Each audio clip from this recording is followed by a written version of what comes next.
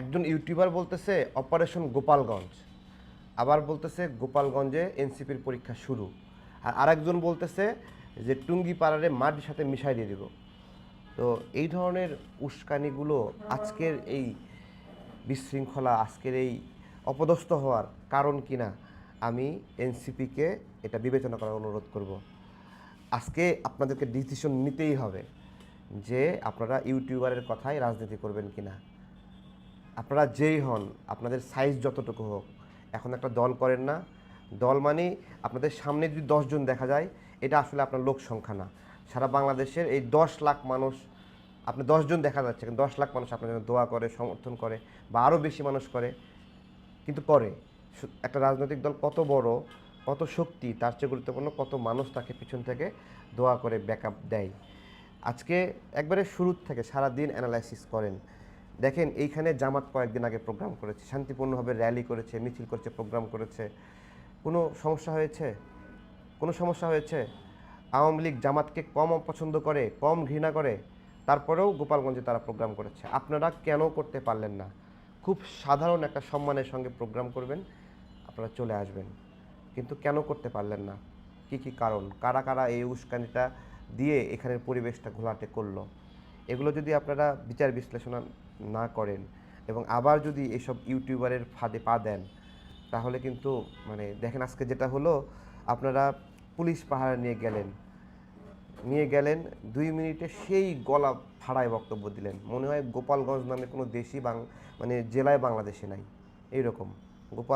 গোপালগঞ্জ নাই করে দেবেন, মুজিববাদ নাই করে দেবেন, এইটা।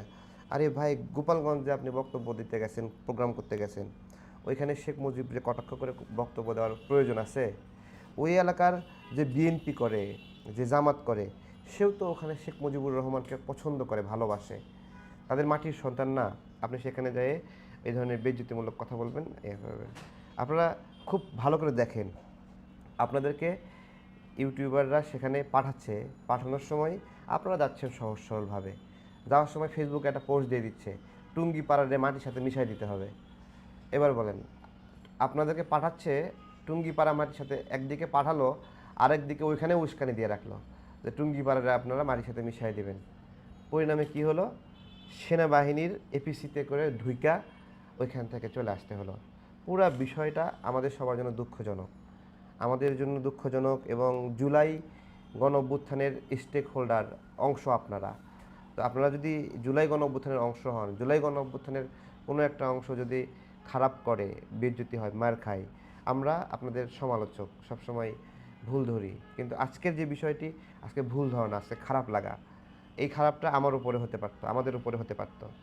আপনি ওইখানে মানে গোয়ার তুমিটা কীভাবে হলো খেয়াল রাখতে হবে। কিন্তু কারা কারা ফেসবুকে আপনাদের মধ্যেই খেয়াল করেন, কারা কারা উস্কানি দিয়ে এমনভাবে দিচ্ছেন যে গোপালগঞ্জ দখল করতে যাচ্ছেন।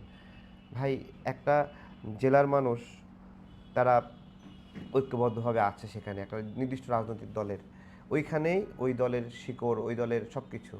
সেখানে গিয়ে ভালোবেসে যদি প্রোগ্রাম করতেন তাহলে করে আসতে পারতেন। যাওয়ার আগে কারা এই খারাপিটা করলো আপনারা একটু বিচার বিশ্লেষণ করবেন। আর সেনাবাহিনীকে সারাক্ষণ গালি দেওয়া হয় না, তাই না? আজকে সেই সেনাবাহিনীর এপিসিতে করে উঠে আসতে হলো।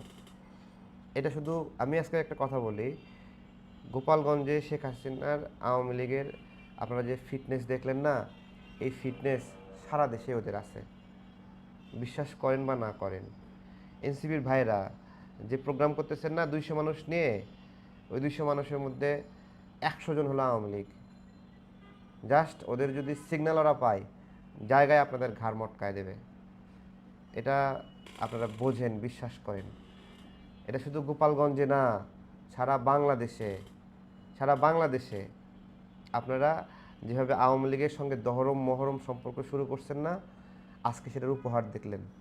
এটা যদি আপনাদের শিক্ষা না হয়, আরে ভাই এত বড় দল করে কি করবেন? দল বড় করতে হলে আওয়ামী লীগকে সাথে করে নিতে হবে।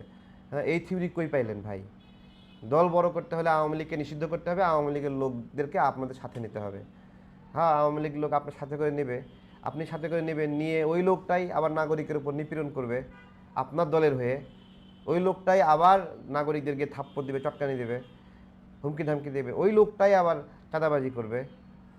হ্যাঁ, আপনি ভাববেন আপনি অনেক শক্তিশালী, কিন্তু সেই মহেন্দ্র ক্ষণের অপেক্ষায় থাকেন যখন দাবার গুটি আবার উল্টাবে। দাবার গুটি উল্টাবে না, দাবার গুটি 100% উল্টাবে। যে মনে করে উল্টাবে না সে একটা গাধা, সে রাজনীতি বোঝে না। আর এই রাজনীতিতে আজকে যারা পূজা করতেছে তাকে লাথি মারতে জনগণ কোনো ইয়ে করে না, কোনো বিন্দু পরিমাণ মায়া করবে না। আমাদের খারাপ আচরণ, আমাদের দুর্বৃত্তায়ন, আমাদের লুটপাট, এগুলোর কারণে আমরাই ডুববো। আমরা তো পারতাম দেশের মানুষকে মায়া দিয়ে মমত্র দিয়ে মানে আগলায় রাখতে। আমরা তো পারতাম লোভ না কইরা সুন্দর একটা বাংলাদেশ বিনির্মাণ করতে। এই সময়টা ধরে ধরতে পারলাম না জামাত বিএনপি একসঙ্গে থাকবে।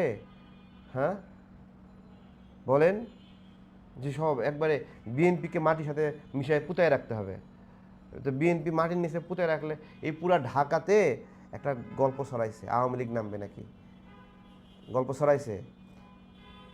কোনো দলের কোনো প্রস্তুতি নাই, জামাতের কোনো প্রস্তুতি নাই, এনসিপির কোনো প্রস্তুতি নাই। এনসিপি এদের 50-60 জন নিয়ে শাহবাগ ব্লকেট করছে, এটাই হলো ওদের প্রস্তুতি। আপনাদের প্রস্তুতি এটা। কিন্তু এদিকে বিএনপি সারা ঢাকায় প্রস্তুতি নিয়ে ফেলছে যে না, ঢাকাকে রক্ষা করতে হবে। প্রস্তুতি নিয়ে ফেলছে, বিএনপির মহানগর সব ইউনিট সব ফাংশন করতেছে, জায়গায় জায়গায় বসে আছে, বাংলাদেশকে পাহারা দিচ্ছে, সারা রাত নির্ঘুম থেকে পাহারা দিবে। আমরা কয়েকটা দিন ধৈর্য থাকতে পারলাম না। ইউটিউবারের কথায় নাক কান কাটা গেল এনসিপির। আসবে, নির্বাচন হবে, বড় দল হিসেবে বিএনপি কিছু আসন পাবে, জামাত কিছু আসন পাবে, এনসিপি কিছু আসন পাবে। আমি তারেক কাজ করছি দেশের জন্য, আমারও একটা আসন পাওয়ার ইচ্ছা আছে। নূর পাবে, 12 দলীয় জোটের ভাইরা পাবে, মান্না ভাই সংসদে যাবে, সাকিব ভাই সংসদে যাবে, তারপরে জামাতের ভালো ভালো মানুষ আছে তারা সবাই মিলে একটা পার্লামেন্ট হবে। কিন্তু কেমন একটা অস্থির খাই খাই অবস্থা, যে উমুকরে না মারলে আমি বড় হবো না। ভাই আরেকজনরে মাইরেই বড় হতে হবে, আরেকজনের ডুবাইয়ে বড় হতে হবে, সাথে করে নিয়ে বড় হতে পারবেন না। একটু মনটা বড় করেন। আজকে ইউটিউবারদের খপ্পরে পড়ে আপনারা যা করলেন, যদি শিক্ষা না হয়, হ্যাঁ, তাহলে আর কেউ শিক্ষা দিতে পারবে না আপনাদের। ভালো থাকবেন।